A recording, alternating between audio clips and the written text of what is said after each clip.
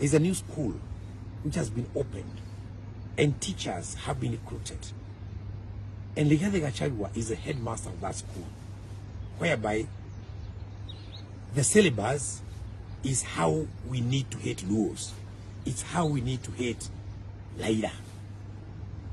And I think this is very, very serious, because is that the direction that we really want to guide our children towards?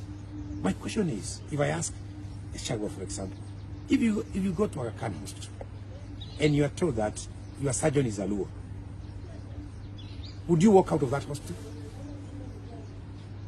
If you go to Nairobi University taking a PhD and you are told that your lecturer is a Luo, would you leave that class?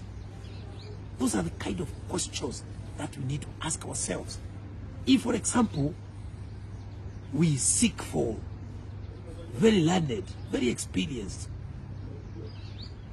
Luo doctors, and that is known, they are known to be very good in that area of medical, and we look for them. If you feel that, if you hear that your surgeon is going to be an old Luo who has a lot of experience, you feel very safe. So what is this that we are being told when we ask about the cost of living?